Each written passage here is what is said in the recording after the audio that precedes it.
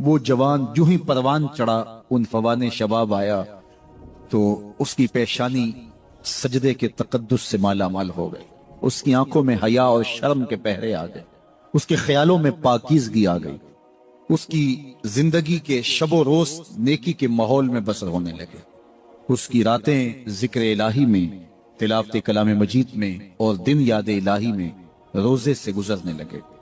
وہ جوان جس کی جوانی اللہ کی عبادت میں گزری، کیونکہ جوانی اگر عبادت میں گزر گئی تو بڑھاپا تو پر نور ہے ہی ہے۔ سب سے مشکل مرحلہ زندگی کا جوانی کا ہے۔ شیطان زیادہ ورغلاتا ہے کسی شخص کو جب وہ جوانی کے مرحلوں سے گزر رہا ہوتا ہے۔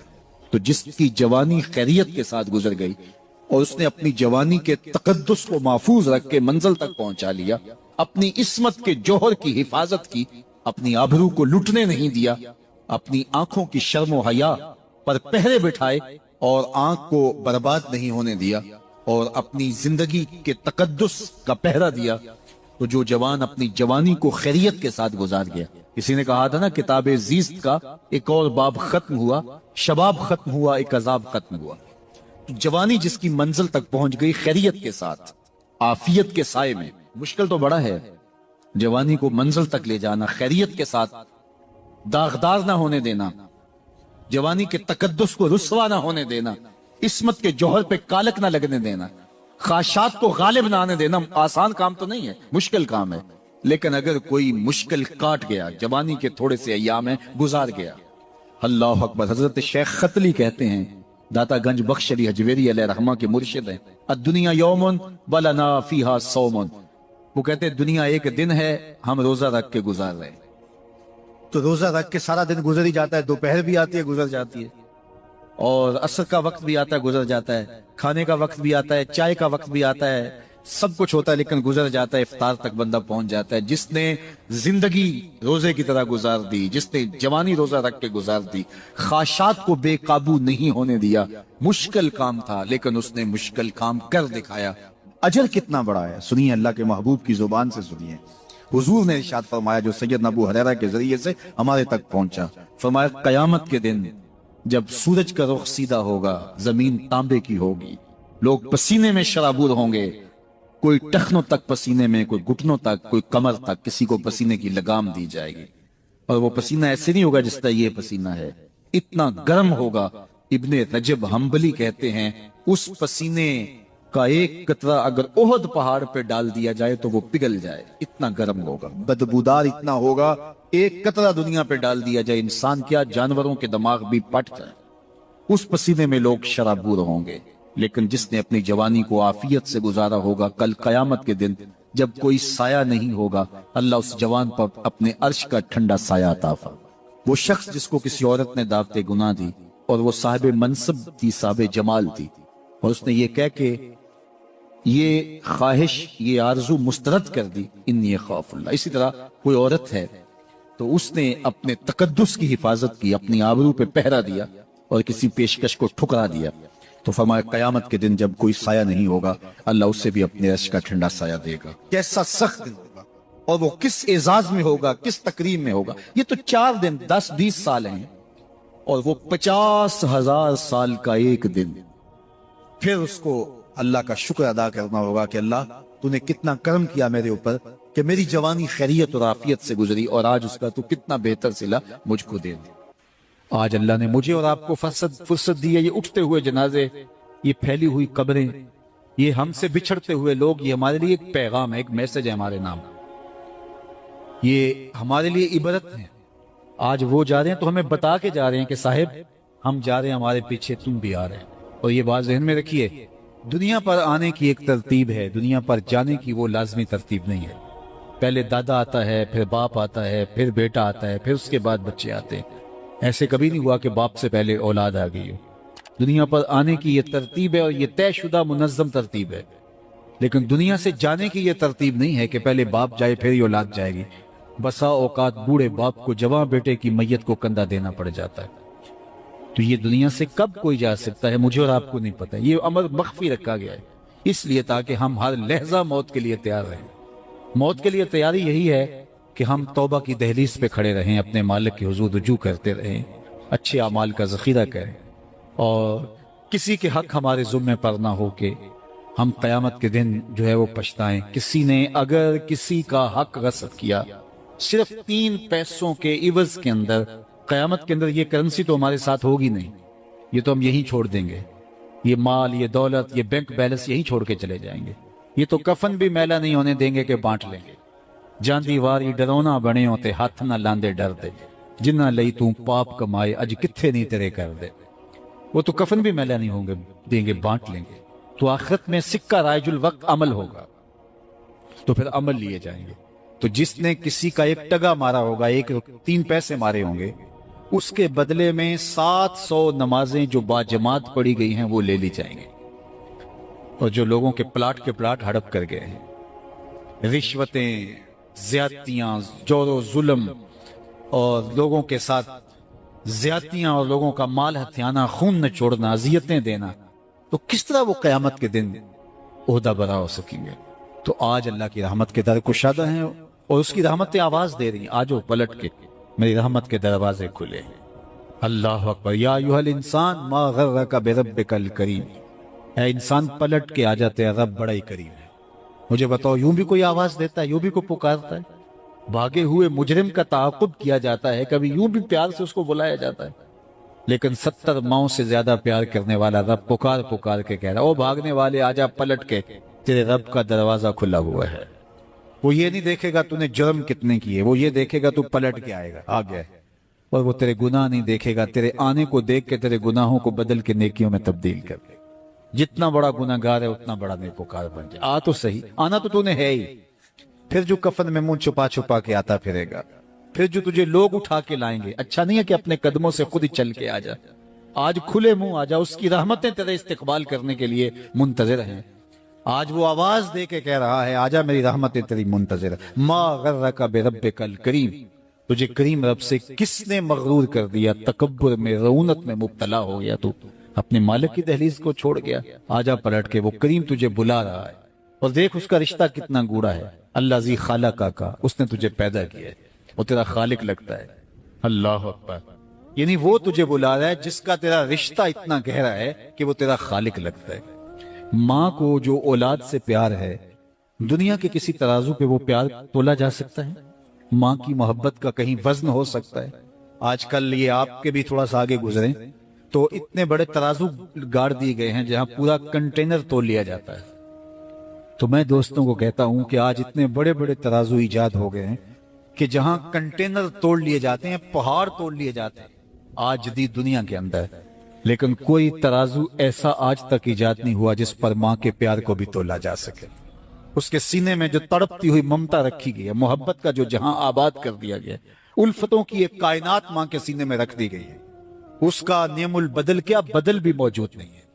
ماں جب بولتی ہے تو اس کے لہجے میں جبریل بولتا ہے، ماں جب مسکراتی ہے تو لگتا ہے جنت کی ساری کلیاں کھل اٹھی۔ وہ سینے میں درد، وہ درد، وہ محبت، وہ کائنات، وہ انوکھا پیار جو اولاد کے لیے رکھتی ہے، یہ اتنا پیار ماں کے سینے میں پیدا کیسے ہوا؟ تو آپ کے پاس ایک ہی جواب ہوگا، اس لیے کہ ماں نے اولاد کو جنم دیا ہے۔ تو میں یہاں آپ کی توجہ چاہوں گا، جس ماں نے اولاد کو جنم دیا ہے وہ اتنا پیار کرتی ہے، تو جس رب نے خلق کیا ہے وہ کتنا پیار کرتا ہو۔ میں آپ کی توجہ چاہوں گا، مجھے اور کوئی نہیں چاہیے، صرف توجہ چاہیے گا۔ صرف نظارے کے لیے جنبش مژگاں بھی بھار ہے، نرگس کی آنکھ سے تجھے دیکھا کرے کوئی۔ تو میری آرزو یہ ہے کہ آپ کی تمام تر توجہ میری جانب مبذول ہوں تھوڑے وقت میں۔ جس شدت کی گرمی میں آپ بیٹھے ہیں مجھے اس کا احساس ہے، تو میں چاہوں گا کہ چند باتیں آپ تک پہنچ جائے۔ تو جو ماں اتنا پیار کرتی ہے وہ اس لیے کہ ماں نے جنم دیا ہے، تو جس نے جنم دیا ہے وہ اتنا پیار کرتی ہے، تو جس رب نے خلق کیا ہے وہ کتنا پیار کرتی ہے۔ تو ماں کی دہلیز چھوڑ کے بیٹا بھاگ جائے تو ماں آواز دیتی نا، پتر کہاں بھاگ رہا ہے، آجا پلٹ کے، اتنی ٹھنڈی چھاؤں کہیں نہیں ملے گی، اتنا پیار تجھے کہیں سے نہیں مل سکتا، آجا پلٹ کے۔ مائیں تو مائیں ہوتی ہیں، اور اولاد کے لیے ان کے سینے میں جو تڑپتی ہوئی ممتا ہوتی ہے، اور پیار کا جو ایک آباد جہاں ہوتا ہے، وہ ایک الگ ہی کائنات ہے، وہ ایک الگ ہی جہاں ہے۔ وہ کہتے ہیں نا کہ کسی نے کہا کہ میں تو تیرے سے تب راضی ہوں گی کہ تو اپنی ماں کا کلیجہ نکال کے لائے گا۔ تو وہ بدمست عاشق اپنی ماں کی آرزو، اپنی محبوبہ کی آرزو کو پورا کرنے کے لیے اس عمل سے بھی گزر گیا اور ماں کا کلیجہ چیرا۔ اور تشتری میں رکھ کے اپنی محبوبہ کے لیے اس کا کلیجہ لا رہا تھا، تو راستے میں ٹھوکر لگی تو ماں کے کلیجے سے آواز آئی کہ پتر سٹ نہیں لگی۔ یہ ماں کے پیار کا روپ ہے، یہ ماں کی محبت کے بکھرے ہوئے رنگ ہیں، یہ چھلکتا ہوا اجالا اور نور اور روشنی ہے۔ ماں اتنا پیار کرتی ہے، اللہ اکبر۔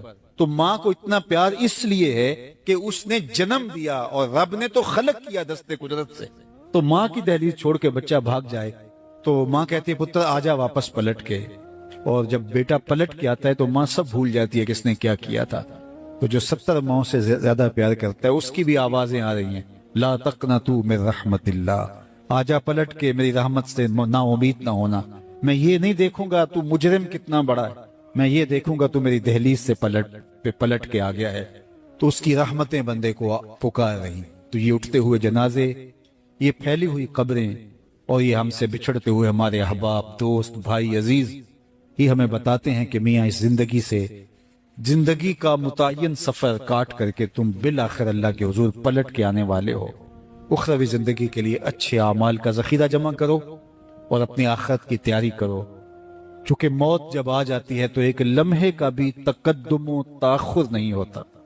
موت ایک اٹل طے شدہ امر واقعی اور حقیقت واقعہ ہے، بہر صورت اس نے آ کے رہنا ہے، بلکہ اللہ تعالیٰ جل شانہ نے اس کو اچانک رکھ کر کے ہمیں ہر وقت مستعد اور فعال رہنے کی ترغیب دی، کہ تاکہ ہم ہر لحظہ، ہر ساتھ اپنے آپ کو آمادہ رکھیں، کسی وقت بھی بلاوا آ سکتا ہے اور ہم موت کی اس گاڑی میں سوار ہو سکتے ہیں۔ اللہ اکبر۔ تو آئیے میں اور آپ اللہ کی بارگاہ میں دعا بھی کرتے ہیں اور اپنی زندگی کو بہتر بنانے کی منصوبہ بندی بھی کرتے ہیں۔ جب لوگ ہم سے جدا ہوتے ہیں تو ہمیں عبرت ہوتی ہے کہ ہم بھی جا رہے ہیں۔ حضرت یعقوب علیہ السلام نے حضرت اسرائیل سے عہد لے رکھا تھا کہ میری روح قبض کرنے کے لیے اچانک نہیں آنا، پہلے کوئی قاصد بھیج دینا تاکہ میں موت کی تیاری کر لوں۔ انبیاء تو تیار ہی ہوتے ہیں، کچھ چیزیں تعلیم امت کے لیے ہوتی۔ تو کہا کہ جی میرا وعدہ رہا۔ تو ایک عرصے کے بعد حضرت اسرائیل حاضر خدمت ہوئے اور کہا کہ حضور میں قبض روح کے لیے آیا ہوں۔ فرمایا تم نے تو وعدہ کیا تھا اچانک نہیں آؤں گا، تم اچانک آ گئے، کوئی قاصد نہیں بھیجا۔ تو کہا حضرت میں نے تو قاصد بھیجے تھے۔ فرمایا میرے پاس تو ایک بھی نہیں آیا۔ عرض کی حضور آپ کے سامنے کتنے لوگوں کی موت واقع ہوئی، یہ میرا قاصد نہیں تھا تو اور کیا تھا۔ آپ کی داڑھی میں سفید بال آ گئے، یہ میرا قاصد نہیں تھا تو اور کیا تھا۔ جب کمر میں خم آنے لگے، جب اعضاء مدمحل ہونے لگے، جب چلتے ہوئے ٹھوکنے لگے، جب زبان میں لکنت آنے لگے، جب یادداشت کھونے لگے، جب بالوں میں چاندی اترنے لگے، جب انسان کے اعضاء جواب دینے لگے، تو سمجھو یہ پیغام موت آ گئے۔ اللہ اکبر۔ حضرت عمر رضی اللہ تعالیٰ عنہ دربار میں بیٹھے تھے تو ایک صاحب آیا اور اس نے کہا کہ یا عمر لا تنسا موتک، عمر اپنی موت کو نہیں بھولنا۔ اور یوں کانپنے لگے حضرت عمر جیسے بیت کی شاخ کانپتی ہے، اور اسے کہا کہ روز آ کے مجھے تذکیر کر جایا کر۔ وہ روز آتا ہے، بڑے دربار میں کھڑا ہو کے کہتا ہے عمر اپنی موت کو نہیں بھولنا۔ ایک دن آیا، آپ نے اس کو کہا میاں آج کے بعد نہیں آنا۔ کوئی اور شخص آنے لگا، فرمایا نہیں۔ تذکیر موت کی ضرورت نہیں رہی، فرمایا نہیں۔ مجھ سے کوئی گستاخی ہوگی، فرمایا نہیں۔ تو پھر مجھے چھٹی کیوں دی جا رہی ہے؟ تو حضرت عمر روئے اور یوں داڑھی پہ ہاتھ رکھا اور ایک بال الگ کر کے کہا یہ دیکھ میری داڑھی میں سفید بال آ گیا، اب یہ مجھے چین سے نہیں بیٹھنے دے گا۔ ہماری تو پوری داڑھی بھی سفید ہو جائے نا۔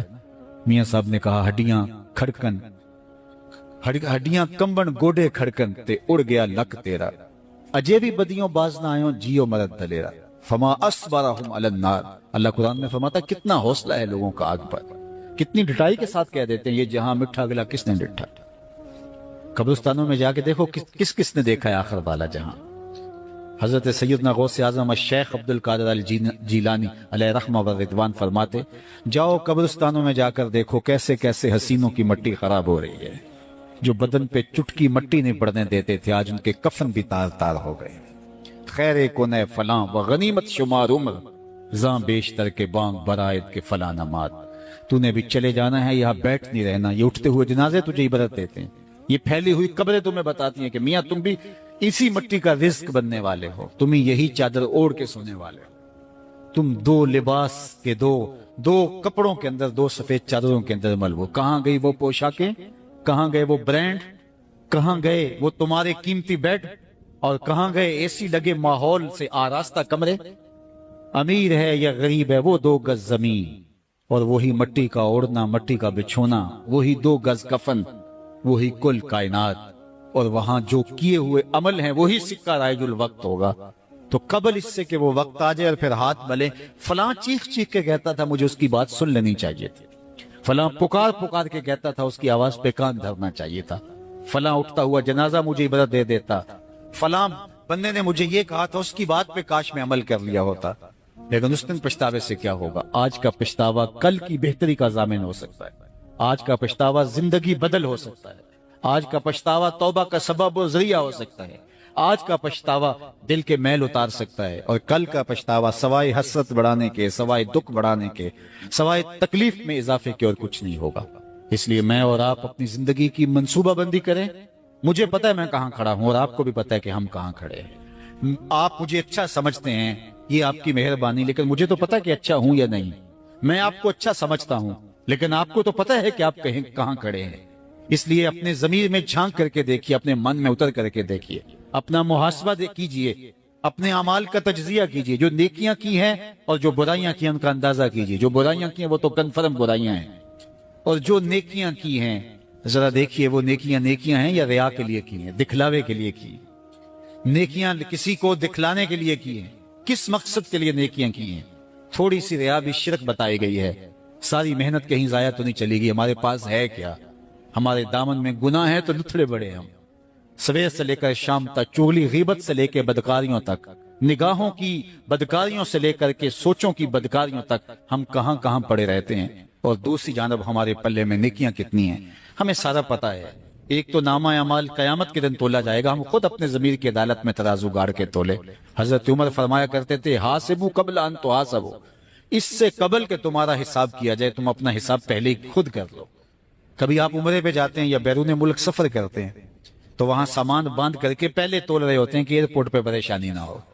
حالانکہ ایئرپورٹ پہ اگر 2-4 کلو سامان بڑھ بھی گیا تو کوئی بات نہیں، 4 ریال دے کے آپ سامان لا سکتے ہیں، لیکن اس کے باوجود آپ وہاں کسی سے ترازو مانگ کے بار بار اپنے پیس تول رہے ہوتے ہیں کہ جناب ایئرپورٹ پہ جا کے پریشانی نہ ہو۔ تو اس دنیا پر بھی اعمال تول لو، کہیں نزاع کے وقت پریشانی نہ ہو، کہ حشر کے وقت جب اعمال تولنے لگے تو وہاں پریشانی نہ ہو۔ تو یہ تھوڑا سا وقت ہے، یہ زندگی مختصر ہے، اور ہم تیزی کے ساتھ موت کی طرف بڑھ رہے ہیں۔ حضرت سیدنا علی المرتضی رضی اللہ تعالیٰ عنہ فرماتے ہیں یہ تمہاری سانسیں جو ہیں یہ موت کی طرف اٹھتے ہوئے قدم ہیں۔ تم سمجھتے ہو ہم بڑے ہو رہے ہیں، لیکن حقیقت میں تم چھوٹے ہو رہے ہیں، کیونکہ گنتی جب الٹی شروع ہو جائے تو کام جلدی 0 پر پہنچتا ہے۔ کبھی آپ اشارے پہ رکے ہوں تو 60 سے نیچے آ رہی ہو یا 70 سے یا 120 سے، تو کام تو 0 پہ آ جاتا ہے، اور جب کام 0 پہ آ جاتا ہے تو پھر لال بتی جل جاتی ہے۔ اللہ اکبر۔ تو یہ تیزی کے ساتھ زندگی گزر رہی ہے، اور ہم کوئی 60 سے نیچے آ رہا ہے، کوئی 55 سے نیچے آ رہا ہے، کوئی 50 سے نیچے آ رہا ہے، اور جب 0 تک آ جائیں گے پھر اس سے آگے تو کچھ بھی نہیں ہے۔ ایک روایت میں آتا ہے ان اللہ یحب الشاب التائب، اللہ تعالیٰ توبہ کرنے والے جوان کو پسند کرتا ہے، اس سے محبت کرتا ہے۔ تو وہ محبوب بارگاہ ہو جاتا ہے جو جوانی میں اللہ جل شانہ کے حضور رجوع کرتا ہے۔ یہاں کسی نے کہا تھا در جوانی توبہ کردن شیوائے پیغمبری، وقت پیری گرگ ظالم می شود پرہیزگار۔ جوانی میں توبہ کرنا پیغمبروں کا شیوا ہے۔ جب بوڑھا ہو جائے، دانت ٹوٹ جائیں، پنجوں میں زور نہ رہے، تو بھیڑیا شکار چھوڑ کر کے شریف بن کے بیٹھ جائے، تو یہ تو اس کی مجبوری ہے۔ جوانی میں توبہ کرنا جب قوا مضبوط ہوں، جب شباب کی جولانیاں ہوں، جب آرزویں جواں ہوں، جب خواہشیں پگلی ہوں، اور پھر اس کے باوجود اپنی خواہشات کو کنٹرول میں رکھنا، اپنی آرزوؤں کو لگام ڈال دینا، اور اپنی تمناؤں کو حصار میں رکھنا، اور اللہ سے ڈر کے گناہوں کو چھوڑنا، اور اس کے حضور سجدہ ریزیاں، اس کے حضور خشوع و خضوع کے ساتھ زندگی کے لمحات بسر کرنا، یہ خوش نصیب لوگوں کا مقسوم ہوتا ہے۔ تو وہ جوان جس کی جوانی یاد الہی میں گزری، جس کی جوانی ذکر الہی میں گزری، مصلی پہ گزری، تہجد کے لمحات میں وہ اٹھ کے اللہ کے حضور دعائیں کرتا رہا، التجائیں کرتا رہا، وہ جوان قیامت کے کڑکتے اس ماحول میں اللہ کے عرش کے ٹھنڈے سائے تلے ہوگا۔ تیسرا شخص جس کو اللہ تعالیٰ قیامت کے دن اپنے عرش کا ٹھنڈا سایہ عطا کرے گا، وَرَجُلٌ قَلْبُهُ مُعَلَّقٌ بِالْمَسَاجِدِ، وہ شخص جس کا دل مسجد کے ساتھ جڑا ہوا ہے، مسجد کے ساتھ لٹکا ہوا ہے، مسجد کی ملازمت، مسجد کی حاضری، مسجد کی صفائی، مسجد کی ستھرائی، مسجد کی پاکیزگی کے لیے کوشش، مسجد کی تعمیر، مسجد کی تزئین اور مسجد کی آبادی کے لیے دن رات کوشاں رہا، ایک نماز کے بعد دوسری نماز کا انتظار کرتا ہے، تو یہ خوش نصیب وہ ہے جس کا دل جڑا ہوا ہے مسجد کے ساتھ۔ ایک جلیل القدر نام آپ نے سنا ہے، اور وہ ہے ربیع بن خثیم رضی اللہ تعالیٰ۔ انہیں حمامت المسجد کہا جاتا تھا، مسجد کا کبوتر۔ تو یہ کہا کرتے تھے اس قدر مسجد میں رہتے تو کہتے مجھے اچھا لگتا ہے کہ میں اللہ کے گھر میں رہوں۔ تو یہ فرمایا کرتے تھے کہ جس دن اذان ہو اور مجھے مسجد میں نہ پاؤ تو سمجھ لینا کہ میرا انتقال ہو گیا۔ یہ ہو نہیں سکتا کہ ندائے نماز ہو، اذان پکاری جائے اور مجھے آپ مسجد میں نہ دیکھو۔ تو مسجد کی حاضری یہ ان کا شعار حیات تھا، اس لیے ان کو حمامت المسجد، مسجد کا کبوتر کہا گیا۔ تو کتنے خوش نصیب لوگ ہیں جو مسجد سے جڑے ہوتے ہیں۔ فرمایا کچھ لوگ ہیں جو مسجد سے یوں جڑے ہوئے ہوتے ہیں جس طرح لکڑی میں کیل ٹھونکا ہوتا ہے، تو چوب کے اندر جس طرح کیل جڑا ہوا ہوتا ہے اسی طرح وہ مسجد کے ساتھ جڑے ہوئے ہوتے ہیں۔ تو کبھی وہ بیمار ہو جائیں اور وہ مسجد حاضر نہ ہو پائیں تو اللہ کے کچھ فرشتے ہیں جو ان کی عیادت کرنے کے لیے ان کے گھروں میں جاتے ہیں۔ یہ خوش نصیب لوگ ہیں جو مسجد کے ساتھ اپنے آپ کو وابستہ رکھتے ہیں۔ فرمایا انما یامر مساجد اللہ، اللہ کی مسجدوں کو بس وہی لوگ آباد کرتے ہیں من آمن باللہ والیوم الآخر، جو اللہ پر ایمان رکھتے ہیں اور پچھلے دن پر ایمان رکھتے ہیں۔ تو اللہ اور پچھلے دن پر، آخرت پر ایمان رکھنے والے مسجدوں کے ساتھ وابستہ رہتے ہیں، مسجدوں کے ساتھ جڑے رہتے ہیں۔ اور آقا کریم علیہ السلام نے مسجد کی تعمیر کی فضیلت بیان کرتے ہوئے ارشاد فرمایا من بنا مسجدن یبتغی بہی وجہ اللہ، جس نے اللہ کی رضا کے لیے مسجد تعمیر کی، نام و نمود کے لیے نہیں، کسی اور غرض کے لیے نہیں، اللہ کی رضا جوئی کے لیے مسجد کی تعمیر کی، بن اللہ لہو مثلہ فی الجنہ، اللہ اس کے لیے جنت میں گھر بنائے گا۔ تو یہ بلکہ پوری مسجد بھی نہیں، آدھی اینٹ کے برابر بھی اگر کسی نے مسجد کی تعمیر میں حصہ ڈالا تو ایک جانور کے گھونسلے کے برابر بھی کسی نے مسجد کی تعمیر کی تو اس کے لیے بھی یہ فضیلت بتائی گئی کہ جنت میں اس کو محل دیا جائے گا، قصر دیا جائے گا۔ تو یہ اللہ کے پاکیزہ گھر ہیں، مساجد بیت اللہ کی بیٹیاں ہیں، کعبۃ اللہ کی بیٹیاں ہیں، یہ اللہ کے پاکیزہ گھر ہے، خیر الاماکن، بہترین جگہیں اس کائنات میں اللہ کے گھر مسجدیں، اور بدترین جگہیں بازار بتائی گئے اور حکم دیا گیا ہے کہ بازار میں دیر سے جاؤ جلدی واپس آ جاؤ، اور مسجد میں جلدی آؤ دیر سے واپس جاؤ۔ تمہارے جو لمحے اللہ کے گھر میں گزریں گے وہ عبادت میں گزریں گے، وہ ذکر و فکر میں گزریں گے۔ تمہارے اٹھنے والے وہ قدم جو مسجد کی طرف اٹھتے ہیں وہ قیامت کے دن ظلمت سے نجات کے ضامن ہوں گے، وہ چراغ بن کے تمہاری زندگی، آخرت کی زندگی کے اندر چراغاں کر دیں گے۔ تمہیں جنت کی طرف لے جانے والے وہ قدم ہیں جو مسجد کی طرف اٹھتے ہیں، مسجد کی طرف بڑھتے ہیں۔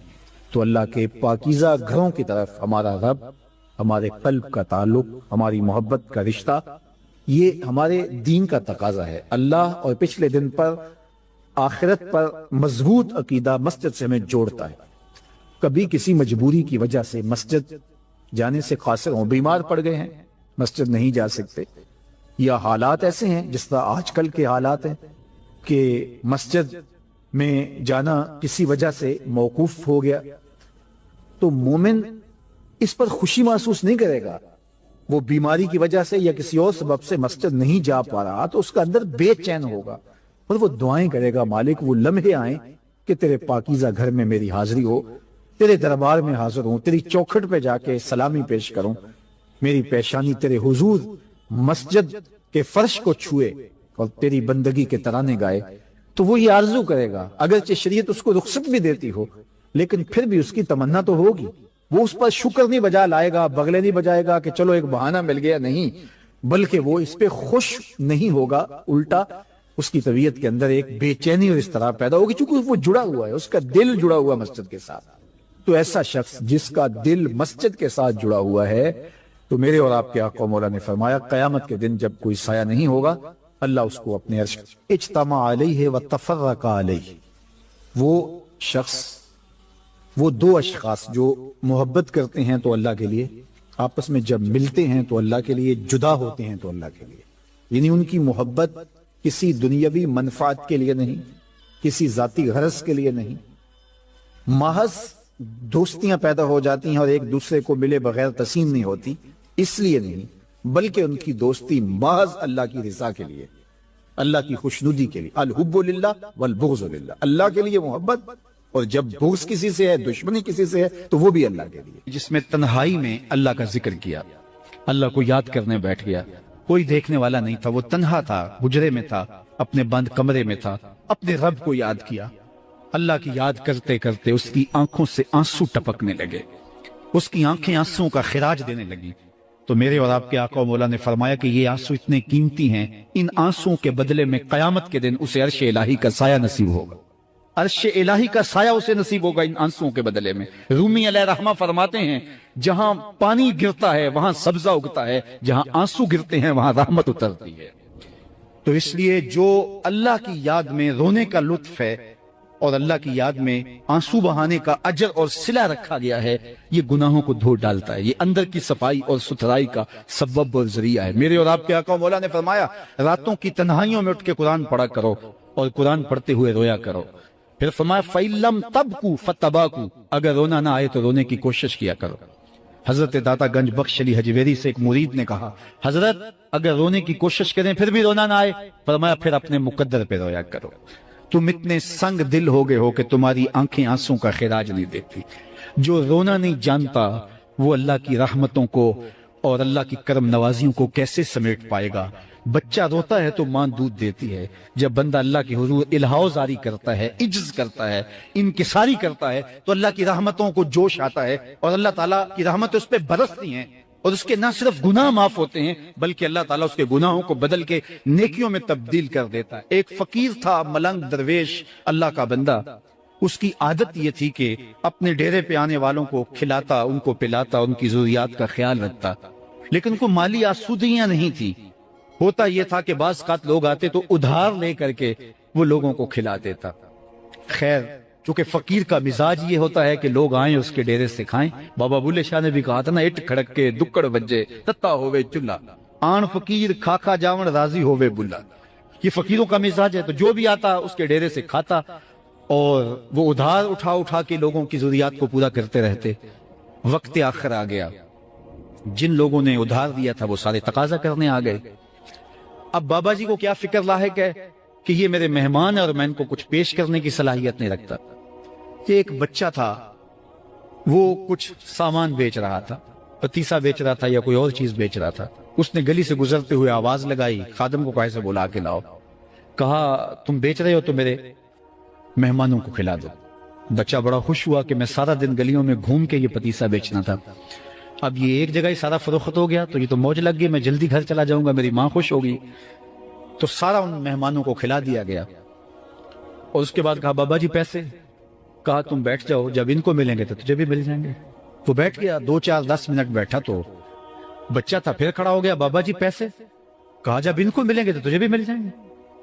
پھر آدھا گھنٹہ گزرا تو پھر اس نے کہا بابا جی پیسے؟ میری ماں میرا انتظار کر رہی ہے، ہمارے گھر کا چولہا اسی سے جلتا ہے، میں یہ پیسے لے کر جاؤں گا اور میری ماں کوئی ہنڈیا خریدے گی اور ہم شام کا گھر کا کوئی سلسلہ کریں گے۔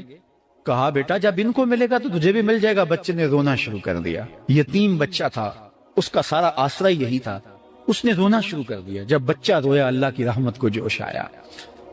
کوئی مرید نذرانہ لے کے ان بزرگوں کے پاس آ گیا اور اشرفیوں کی بھری ہوئی تھیلی پیش کی۔ وہ اتنے پیسے تھے کہ اس بچے کو بھی دیے، جتنے لوگ آئے تھے سب کا قرض چکایا، کہا جاؤ گھروں کو۔ تو سب نے کہا بابا جی ہم صبح سے بیٹھے ہوئے تھے تو یہ نذرانہ دینے والا صبح سے نہیں آیا تو اب کیسے آ گیا؟ کہا صبح سے تمہارے اندر کوئی رونے والا نہیں تھا، ایک رونے والا آیا تو باقیوں کا بھی کام بن گیا۔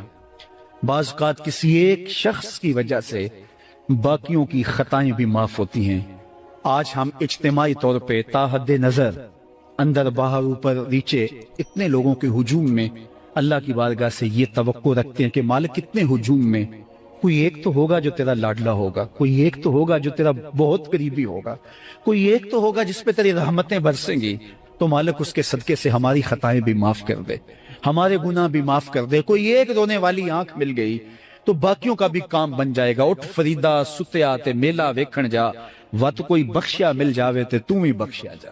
میرے مالک ہم سب کی خطائیں معاف کر دے، ہم سب سے درگزر فرما، اور ہم سب کے باطن کو ستھرائیاں دے دے، ہمارے اندر کو پاکیزگیاں دے دے۔